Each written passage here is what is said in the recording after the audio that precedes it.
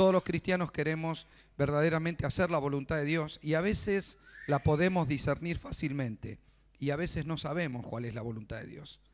El conocimiento de la palabra es uno de los factores que nos permiten a nosotros distinguir cuál es la voluntad de Dios. Hay un camino, dice, que es angosto, que es camino de salvación, hay un camino ancho que es camino de perdición. Ese camino angosto es Cristo, ese camino ancho es el pecado. Pero cuando tenemos que vivir la vida diariamente, vamos más allá de lo que es la salvación. Usted puede caminar en salvación y aún así sentirse desorientado por pequeñas decisiones en la vida. Entonces yo no me quiero basar este mensaje para hablarle necesariamente del camino ancho, del camino angosto, o para hablarle si hacemos o no la voluntad de Dios en la vida para las cosas que son evidentes. No quiero hablarle de eso. ¿Por qué? Porque, por ejemplo, a la hora de hablar de un pecado que usted sabe que es y que todo el mundo lo sabe y que todo el mundo lo conoce, como por ejemplo robar. ¿Será voluntad de Dios que yo pueda robar? No, no es voluntad de Dios, ya lo sabemos, o sea, no necesitamos andar orando mucho, ni nadie que me pueda venir a mí a preguntar, pastor, ¿será voluntad de Dios que yo me afane esto mañana? ¿Sí? ¿Verdad que no? Nadie tiene ese tipo de conflicto. Entonces no voy a hablar de las grandes decisiones, ¿sí? que están a la vista por la palabra, porque usted y yo las conocemos. De hecho, hay una ética, hay una cultura, una educación, y las cosas más importantes o trascendentes usted las sabe. Es decir, que el camino ancho, que es el pecado, y el camino angosto, que es Cristo, nos conducen a una puerta, a una ancha y a una angosta. No hay otro camino en el medio, hay dos caminos, hay dos maneras de vivir en la luz o en las tinieblas, hay dos maneras de vivir, con Cristo o sin Cristo, en la vida y en la muerte, en la bendición y en la maldición, ¿sí? O sea, siempre hay opuestos, no hay caminos en el medio. Ahora, vamos a fijarnos en el camino de Cristo. Nosotros caminamos en la luz, caminamos con Cristo, caminamos en la bendición, hemos decidido eso, nadie ha dudado de salirse de ese camino, bárbaro. Pero ¿qué pasa con las pequeñas decisiones? Con pequeñas cosas que uno a veces no sabe. Si, no sé, emprender un negocio, emprender una sociedad, emprender una relación, voy o no voy, me quedo con esto, no, lo compro, no. Nosotros hablamos en muchas ocasiones de la importancia de ser sensibles a la voz del Espíritu Santo, sí, de comunión con Dios y encontrarnos cada día con la voluntad de Dios. Yo les he enseñado que uno la vida tiene que gestionarla. ¿A qué me refiero? ¿Qué es gestión? La palabra gestión significa hacer los trámites necesarios, abrir los canales necesarios para que una situación sea hecha. Por ejemplo, un trámite legal para conseguir algo es una gestión, ¿sí? Son decisiones que tengo que tomar, acciones que tengo que ejecutar para que algo se lleve a cabo. Nosotros desde que nos levantamos, yo se lo he dicho muchas veces, desde que nos levantamos a la mañana hasta que nos acostamos, estamos continuamente tomando decisiones. Algunas son intrascendentes y otras son muy importantes. Por ejemplo, ¿qué voy a desayunar? ¿Qué ropa me voy a poner? Si me voy caminando, me voy en vehículo. Son decisiones que en definitiva no afectan mucho tu vida, ¿sí? A menos que lo que piense usted hacer sea un detonante clave que pueda cambiar su destino. Pero las pequeñas decisiones no afectan. Incluyen, en la suma, ¿sí? Nos hacen bien o nos hacen mal. Porque si uno determina todos los días comer un poco mal, a la larga va a ver toda su salud afectada por la mala alimentación. O sea, son decisiones que a la larga van a sumar. Pero hay decisiones que son mucho más trascendentes. Como vendo la casa o no la vendo, con quién me caso o con quién emprendo una sociedad. Compro determinada cosa que me va a demandar todos mis ahorros o no la compro. Es decir, hay decisiones que son importantes y hay decisiones que no son tan importantes, ¿verdad? Pero estamos todo el día gestionando, todo el día estamos pensando, hago o no hago, digo o no digo, voy o no voy, miro o no miro. En todo momento estamos gestionando. Y hay pequeñas decisiones que no sabemos si es la voluntad de Dios o no. ¿Le ha pasado a usted que no está muy seguro cuál es la voluntad de Dios para su vida? Bueno, de esa voluntad yo quiero hablar, ¿sí? Entonces, no hablo de la voluntad de seguir a Dios o a seguir el diablo, porque ya estamos decididos, nosotros vamos a seguir a Dios, de eso no hay duda. Tampoco las pequeñas decisiones diarias de qué desayuno y qué me pongo. Está bien, ponete lo que quiera. Vamos a hablar de algunas decisiones que son más importantes pero que nosotros desconocemos. ¿Dios querrá que yo haga tal cosa o no? ¿Le gustaría a Dios? En definitiva, quiero hablar de cómo hacer la voluntad de Dios o cómo darme cuenta cuando es voluntad de Dios que yo haga algo. ¿Alguna vez oró usted y dijo, Señor, yo quisiera saber si es tu voluntad? ¿Sí? ¿Alguna vez le preguntó, Señor, decime, revelame si es tu voluntad, hablame por alguien, decímelo, tráeme convicción. Bueno, de eso yo les quiero hablar. Salmo 37, si usted me acompaña, vamos a compartir primero unos versículos ahí. El Salmo 37 es un salmo bien de reino, un salmo maravilloso. Pero no lo vamos a leer todo, sino que vamos a leer a partir del verso 3, por favor, hasta el verso 9. Tengo que reconocer que está todo muy bueno, pero vamos a leer esos versículos. Y hay algunos pasajes que quiero exaltar. Este salmo lo escribió el rey David, ¿sí? Ustedes saben que el Señor dijo que David tenía un corazón conforme a su corazón. No es que David nunca pecó.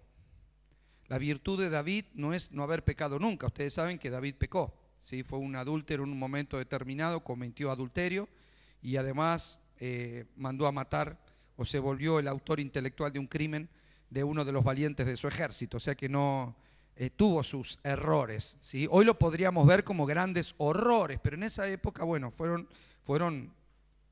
pecado, ¿sí? Cuando él descubre ese pecado, él se arrepiente.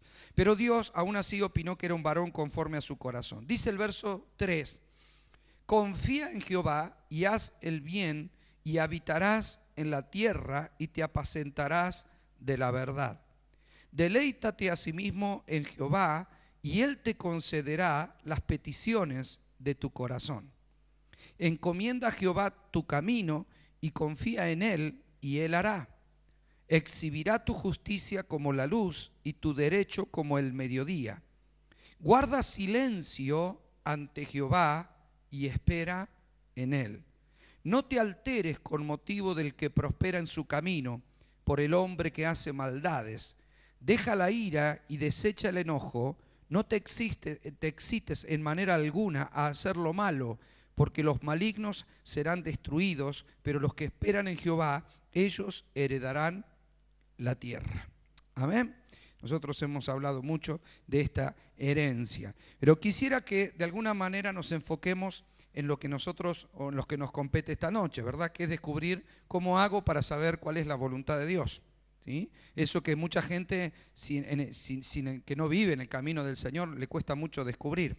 La gente no sabe cuál es la voluntad de Dios. Por eso hace a veces o vive como vive o hace lo que hace, porque no sabe cuál es la voluntad de Dios. Pero nosotros vamos a tratar de interpretar por la palabra cómo descubrir la voluntad de Dios. ¿Cuántos quieren descubrir la voluntad de Dios? Bien.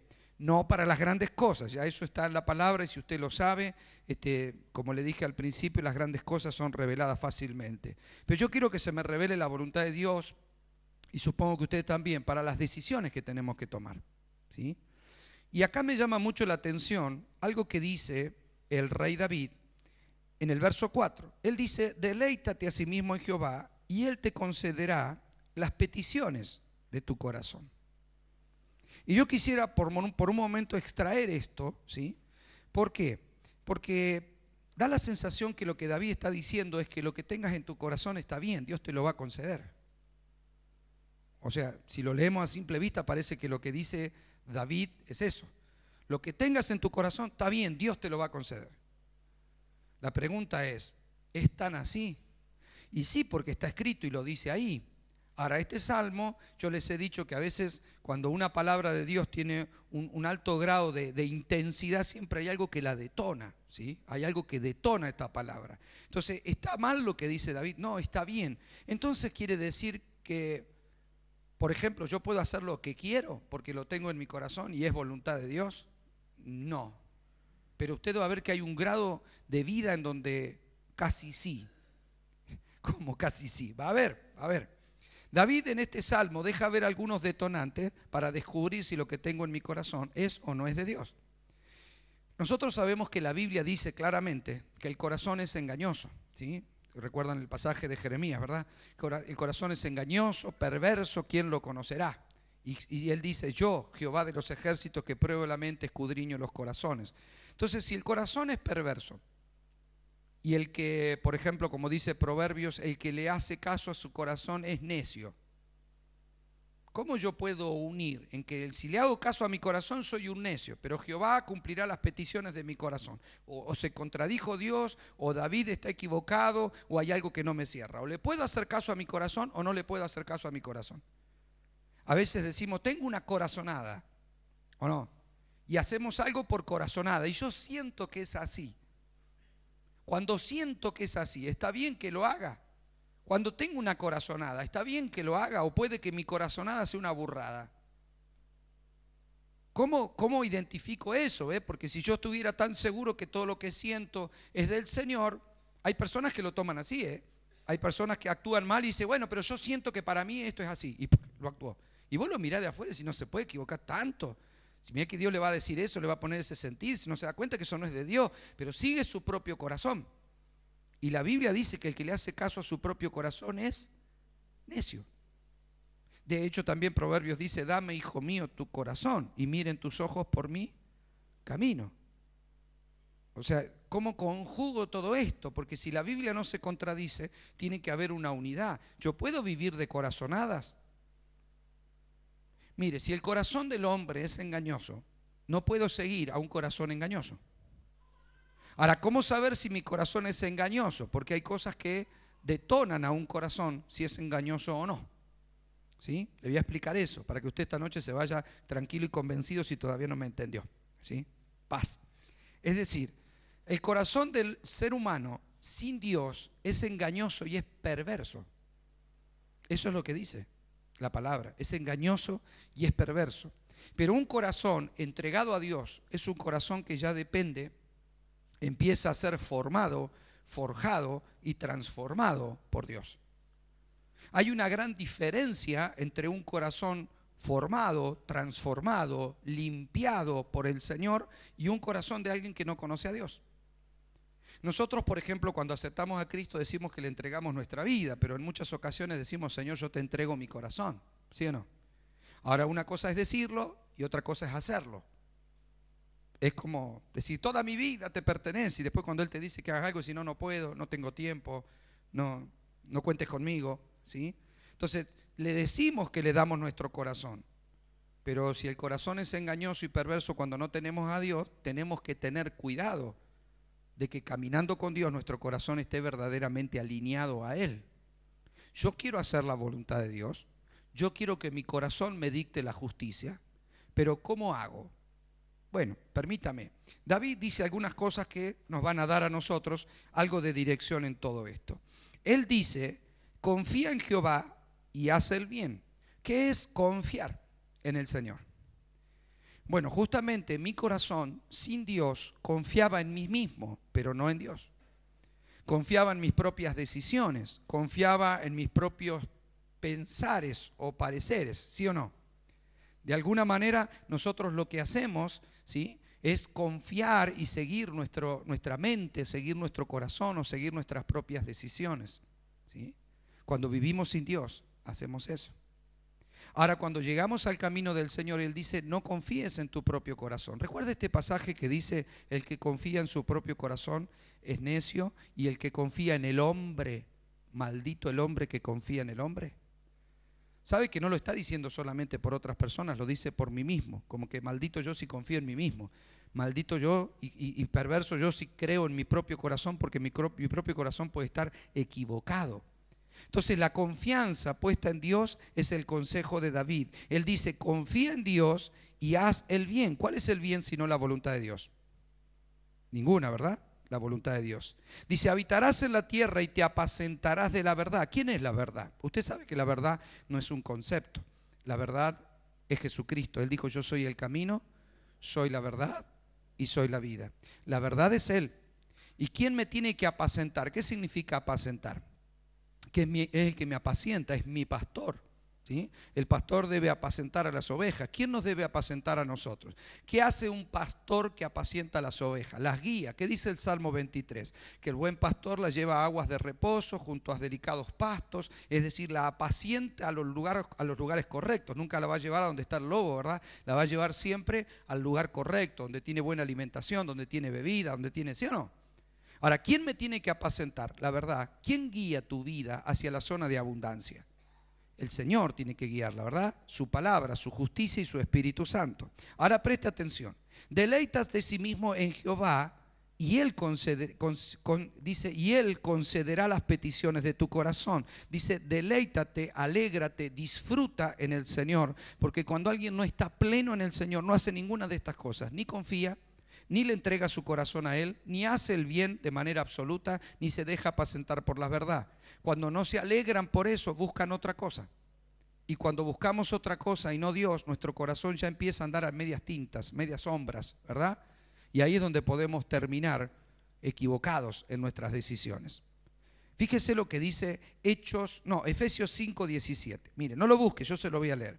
Dice Efesios 5:17, mirad pues con diligencia cómo andéis, no como necios, sino como sabios, aprovechando bien el tiempo porque los días son malos. Por tanto, no seáis insensatos, sino entendidos de cuál sea la voluntad del Señor. Le vuelvo a repetir esa última parte, presta atención, dice, por tanto, no seas insensato. ¿Cómo le llama a Dios? Para nosotros es medio como un insulto eso, ¿no? Esa palabra, qué insensato que este tipo, ¿no? Pero insensato dice, sino entendidos de cuál sea la voluntad de Dios. Para Dios, si yo no entiendo cuál es su voluntad, soy un insensato. Tan simple como eso. Y Él quiere que yo pueda ser una persona sensata. Dice San Juan 10, verso 1 al 4.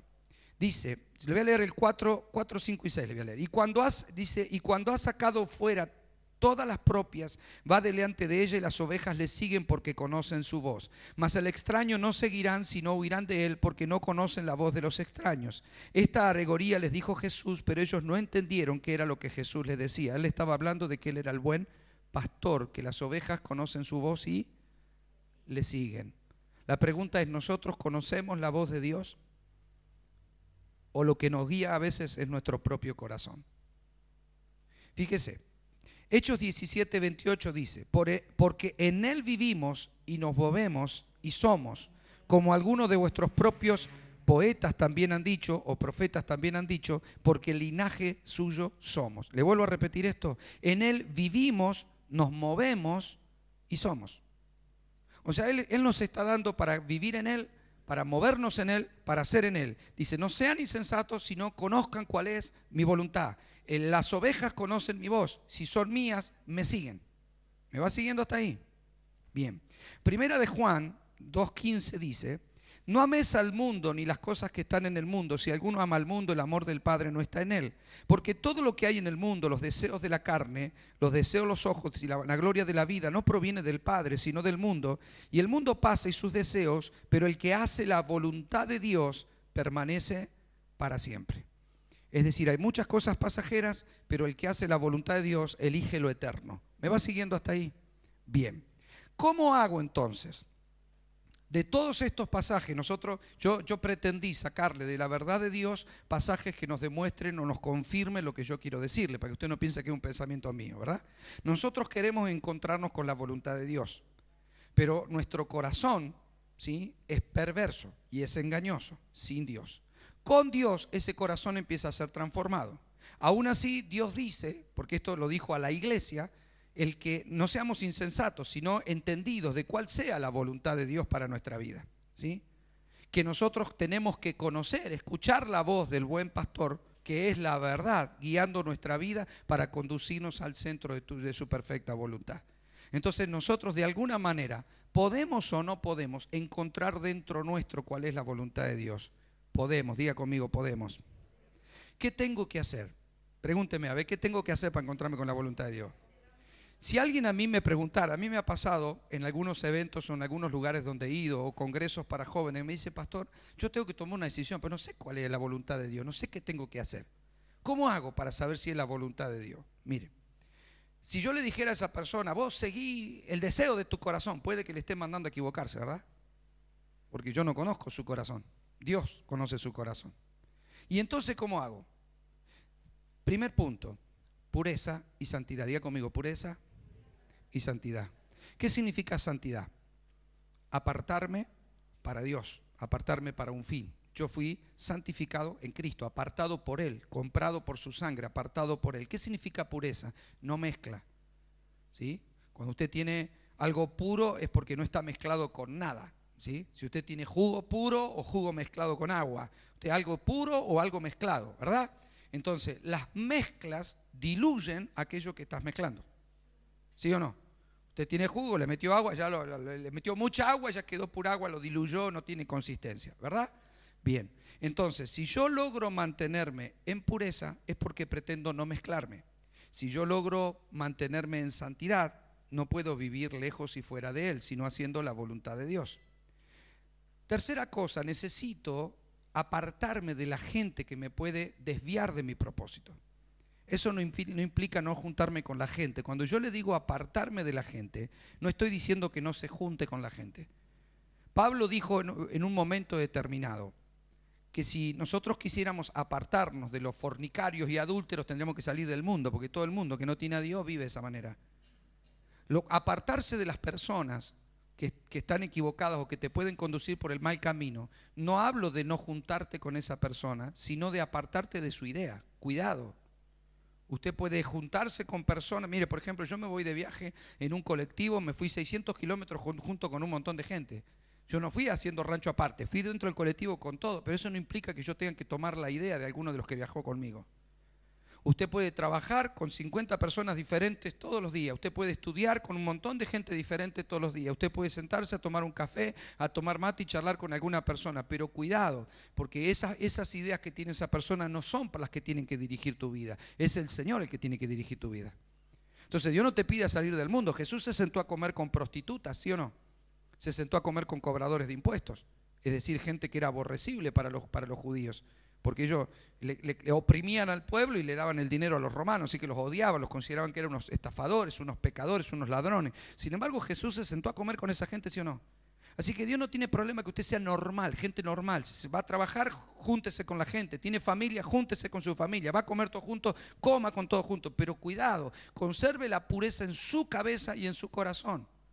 Porque si usted, ¿cómo va a tomar una decisión correcta si usted se deja contaminar los oídos, el corazón o la mente por lo que habla otra persona? Ya, si yo estoy continuamente con una persona, déjeme decirle, yo se los he dicho muchas veces, pero se lo vuelvo a repetir, dime con quién andas y te diré quién. Nosotros a nuestros jóvenes adolescentes, ¿qué le decimos? No te junte con fulano, no te junte con esa gente. Pero no es que tengamos algo contra la gente, es el espíritu que se mueve tras esa gente. Sabés que a la larga el que se junta va a terminar haciendo eso, ¿sí? Ahora, ¿se puede convivir con la gente? Se puede convivir con la gente, convivir con tu familia, ser una persona normal, trabajar, pero no dejarte contaminar tus ideas, tu corazón. Usted tiene que saber de dónde viene y a dónde va. Porque la voz que te tiene que dirigir es la voz de la verdad, del buen pastor. Mis ovejas conocen mi voz y me siguen. No la voz de cualquiera, no el que te mete ideas y que pueden estar equivocadas. Por eso cuando nosotros hablamos de juntarse con gente de fe, es por una sencilla razón. Gente de fe transmite fe. ¿Sí? Gente que está deprimida, ¿qué es lo que habla? ¿Qué es lo que imparte? ¿Sí? Depresión. Ahora, ¿usted lo ayuda al deprimido y lo saca de su depresión o termina deprimido como él? Lo que está en nosotros tiene que ser más fuerte que todo lo demás. Dice, no te conviertas a ellos, sino que ellos se conviertan a ti. Usted tiene luz y si otra persona anda en tiniebla, la otra persona que está en tiniebla no puede ganarte, no puede convencerte del pecado, no puede hacerte hablar 3 horas de las estupideces que se le ocurran a esa persona. ¿Por qué? Porque la luz vence a las tinieblas no prevalecen contra la luz. Yo me pongo a hablar con algunas personas y donde yo veo que son tan huecas sus conversaciones, yo no hablo más de 15 minutos suficiente, perdóneme, pensá lo que quiere, pero no tengo nada que hablar con vos. Si usted puede decir, bueno, tal vez sea un antisocial, llámelo como usted quiera. No sé, pero no me interesa a mí forjar en mi idea y en mi corazón estar 15 minutos, ni 15 minutos, mira lo que digo, mucho menos horas, pero 15 minutos con una persona que no me edifica, que todo lo que habla es contrario a lo que yo pienso, no me sirve. Usted si quiere puede hacerlo, porque yo soy el pastor, no le voy a dirigir la vida. Usted tiene que escuchar al buen pastor, pero la verdad dice que tenemos que ser dirigidos por él, escuchar su voz. La voz que usted escuche es la voz que siembra su corazón. Mire, yo le dije en una ocasión, la palabra de Dios, bueno, no es que se lo dije yo, está dicho en la Biblia, ¿no? La palabra de Dios es una semilla, ¿sí? Que viene a tu corazón y se siembra en tu corazón. Si tu corazón es bueno, esa semilla va a producir al 30, al 60 y al 100 por 1. Vamos a creer que la recibís y no la rechazás. La pregunta, el diablo, o las palabras equivocadas, la palabra del mal consejo, la palabra del pecado, la palabra de oscuridad, la palabra de tinieblas, también es una semilla. Es decir, Un trigo sale de una semilla, pero una cizaña ¿de qué sale? De una semilla. Si vos la mirás, ¿qué son? Iguales.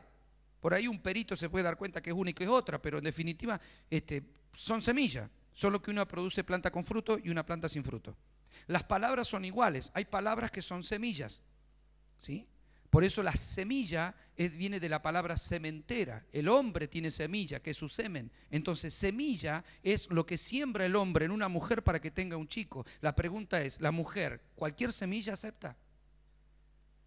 ¿Cualquier semilla la puede sembrar? ¿Se anda dejando sembrar por cualquiera? No. ¿Por qué?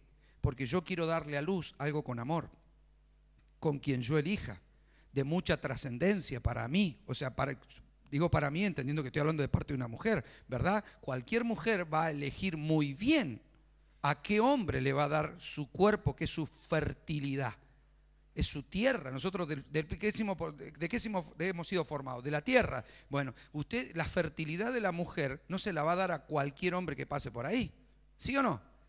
Bien, ¿y por qué pensamos que el corazón sí? ¿Qué diferencia hay entre tu corazón y tu vientre? Si tu vientre nunca toma decisiones, el que toma decisiones es el corazón. ¿Ves que es tan peligroso dejarle sembrar el vientre como dejarse sembrar el corazón?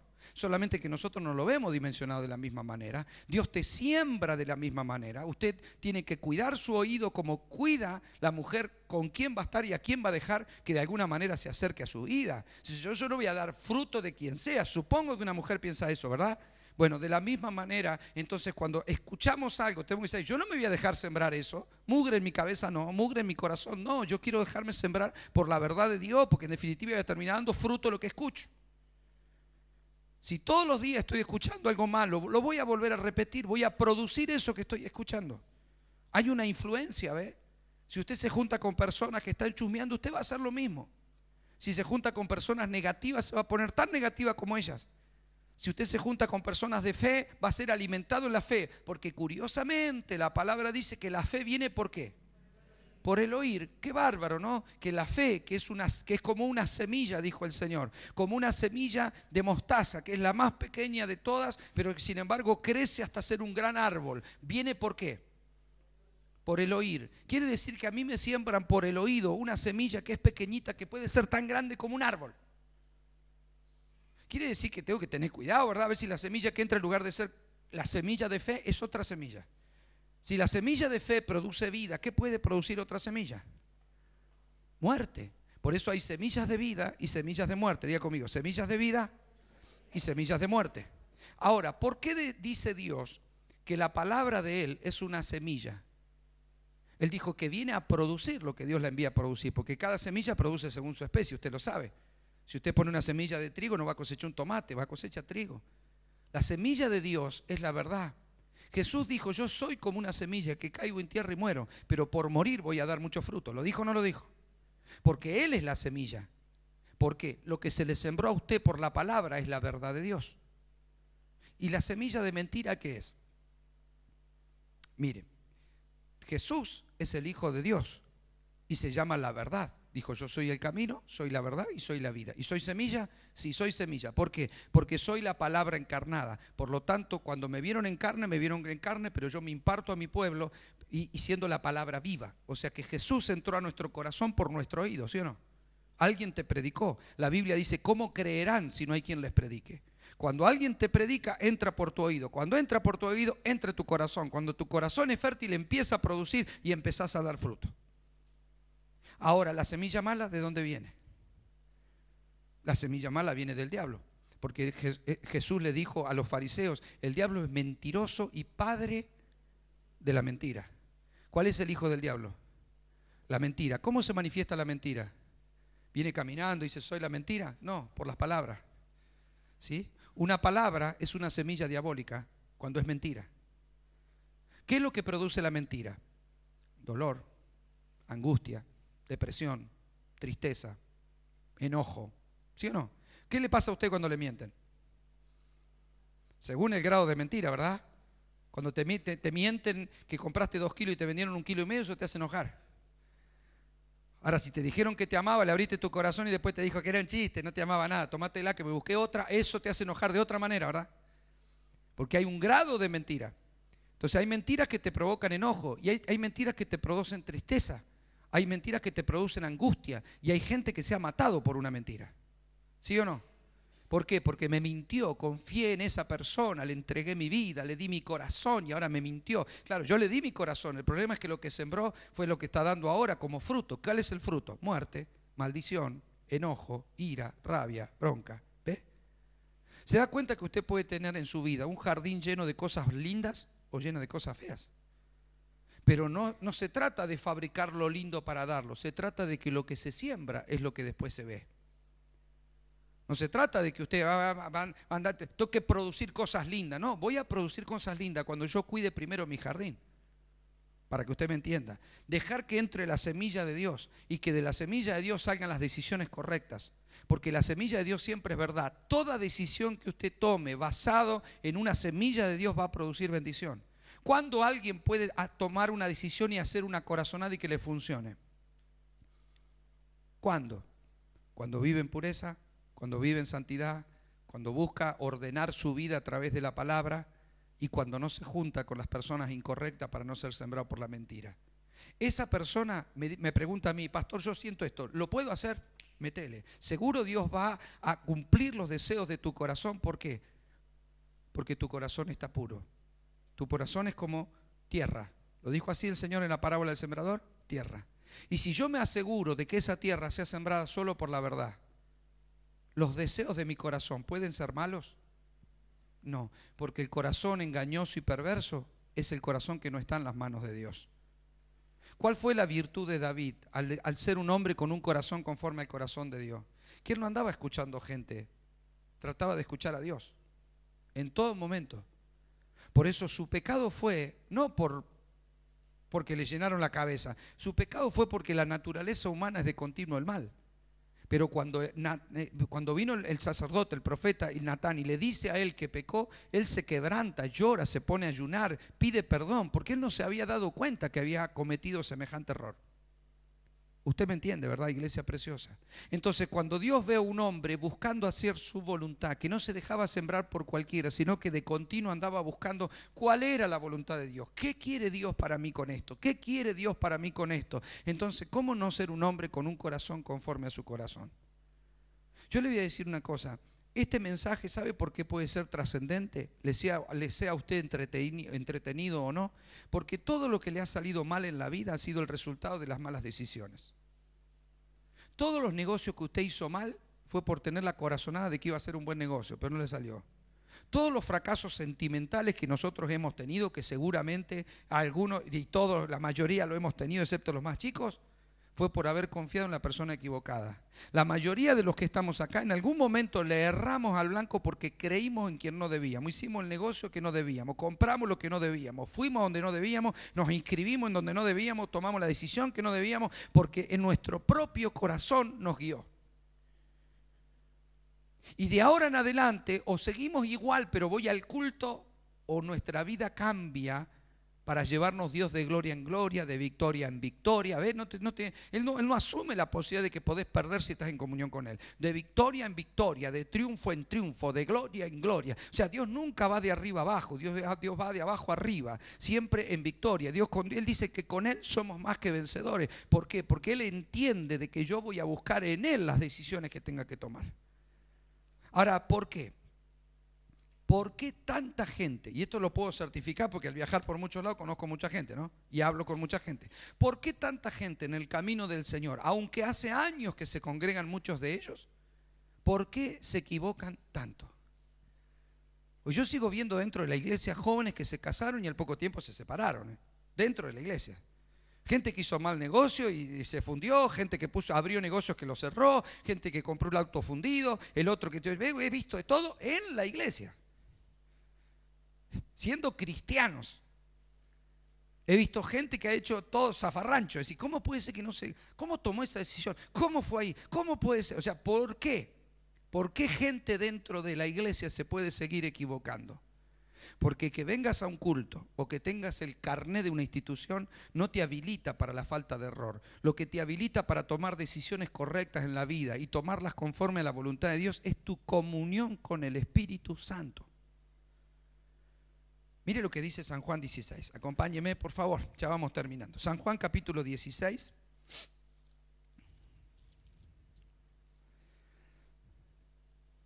San Juan capítulo 16, verso 13 dice: cuando venga el Espíritu de verdad, lo dijo Jesús, todavía el Espíritu no había venido, pero ¿cuántos saben que el Espíritu ya vino? Bien, pero cuando venga el Espíritu de verdad, Él los guiará a toda la verdad, porque no hablará por su propia cuenta, sino que hablará todo lo que oyere y os hará saber las cosas que habrán de venir. ¿Ve? La persona sin Dios, ¿a quién consulta para saber lo que ha de venir? Si se va al curandero, se va a hacer tirar las cartas o no. Me vengo a hacer tirar las cartas, a ver que me va a dar bolillo, no me va a dar, cómo me va a ir, porque está tratando de ver qué es lo que va a pasar mañana. Pero dice que el Espíritu Santo nos guía a toda la verdad. Cuando yo encuentro un hermano en la iglesia, no acá, en la iglesia, en cualquier lugar, que me dice: pastor, yo hice esto, pero al final me equivoqué y tomé esta decisión que me costó tan caro. ¿Qué pasó? Y no escuchó al Espíritu Santo. Tan simple como eso. A mí me pasó hace unos años atrás, y algunos de los hermanos que están acá saben y conocen la historia, que un hermanito que vino de otra ciudad me estafó, ¿sí? Me pidió de alguna manera que comprar un vehículo a nombre mío, no como salir como garante, sino comprarlo para poder hacer el trámite. Yo dije que sí, Dios me hizo sentir que no, yo le fui a decir que no, me convenció que era otra cosa, no lo escuché, hice el negocio y después casi pierdo todo. ¿Sí? Quedé con una deuda en el banco, quedé con deuda en negocios, quedé con deuda por todos lados y de deudas grandes, de miles y miles. Cuando yo me retiro a ayunar a Dios, a buscar al Señor una salida, porque yo dije, yo, ¿cómo hago acá? Voy a perder todo, ¿sí? Entonces me dije, voy a buscar primero la voluntad de Dios, así que me metí en ayuno y en oración para buscar, y lo primero que Dios me dice: la culpa es tuya, porque yo te avisé y no me escuchaste. ¿Se acuerdan? ¿Sí? Los que algunos que están hace años se acuerdan. Entonces yo le pedí perdón a Dios, me arrepentí, Él me trajo claramente en qué momento me avisó Él y me hizo saber que eso no era su voluntad. Yo no le hice caso a Dios.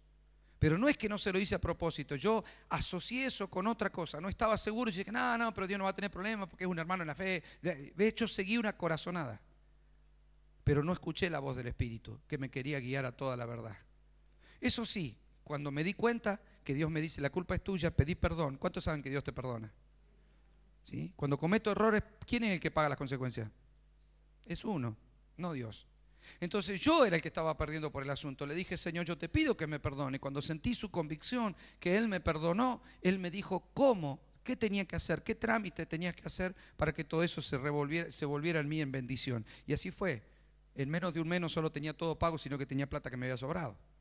Entonces, Dios es un Dios de amor, que sabe que nosotros no somos infalibles, ni espera que seamos infalibles, pero espera que seamos cuidadosos. Lo que me pasó y el hecho de predicar no implica que nunca me voy a equivocar, porque Pedro era un hombre lleno del Espíritu Santo que cuando caminaba la gente se sanaba con su sombra.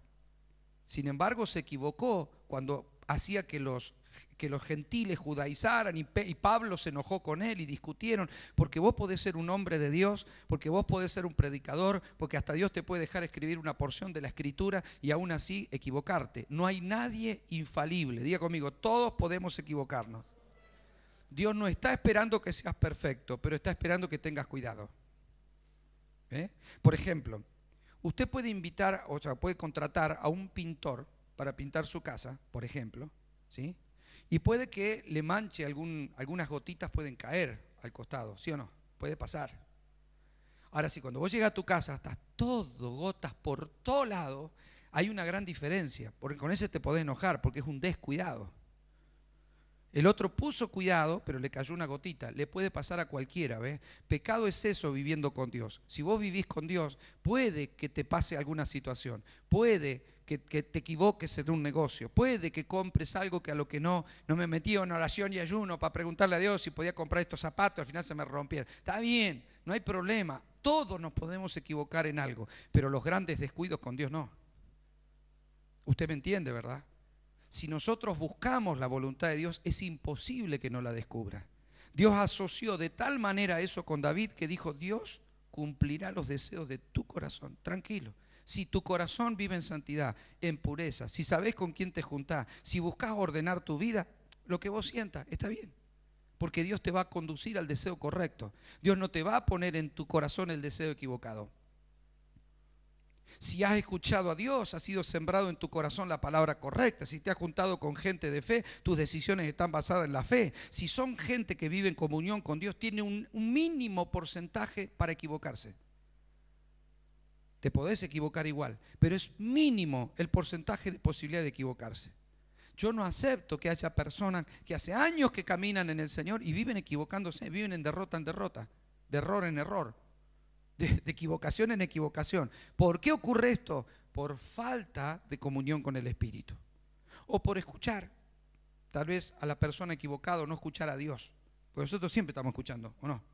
O escuchamos a Dios o escuchamos otra cosa. Mire lo que dice el apóstol Pedro respecto de esto. No lo busque, se lo voy a leer. Primera de Pedro 2:15 dice: porque esta es la voluntad de Dios, que haciendo el bien hagas callar la ignorancia de los insensatos, como libre, pero no como los que tienen libertad como pretexto para hacer lo malo, sino como siervos de Dios. O sea, el problema de él, ¿cuál es? Que hagamos callar la ignorancia de los hombres insensatos.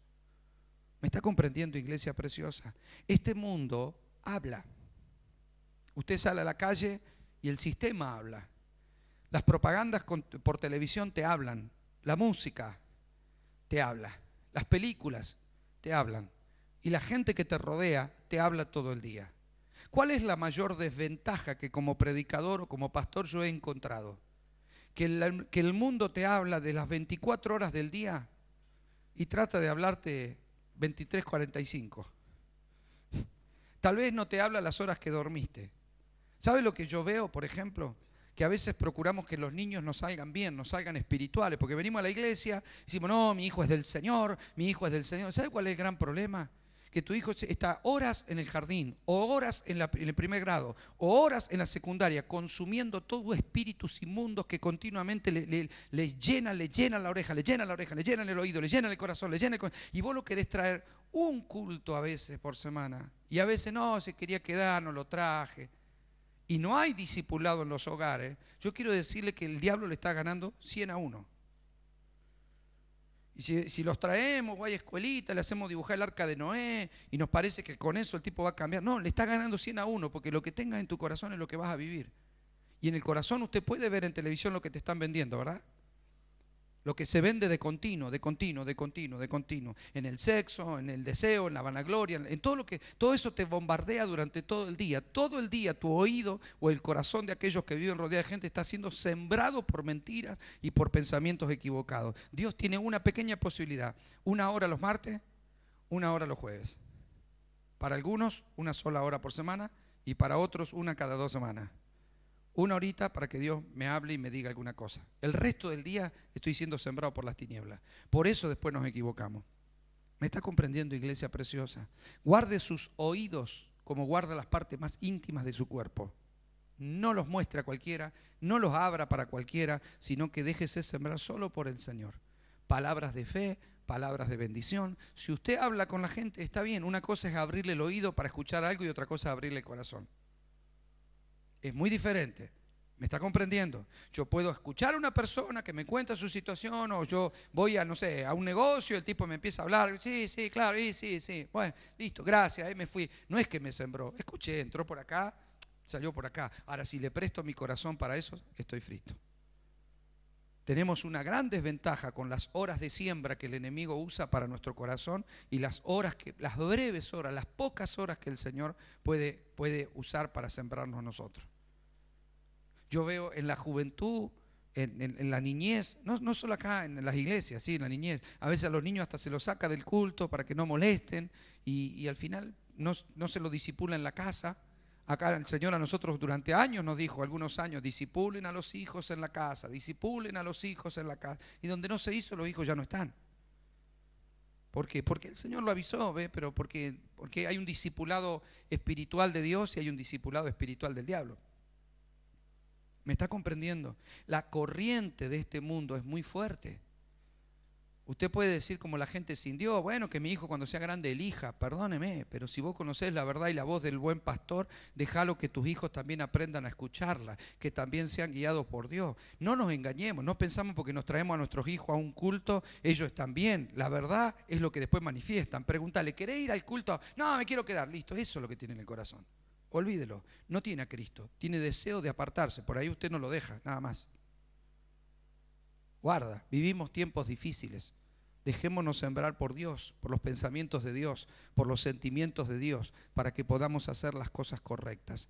¿Me está comprendiendo, iglesia preciosa? Veo mucha gente en distintos lugares tomando decisiones equivocadas, equivocándose y siguiéndole a su propio corazón, le pone vela y lo sigue para donde el viento quiere. Sin embargo, aferre su corazón a Dios. Dice que nosotros tenemos un ancla que es Cristo, que es la que nos tiene sujeta más allá del velo, para que no vayamos donde queremos, no nos lleve el viento, sino que podamos estar firmes en su voluntad. ¿Me está comprendiendo, iglesia preciosa?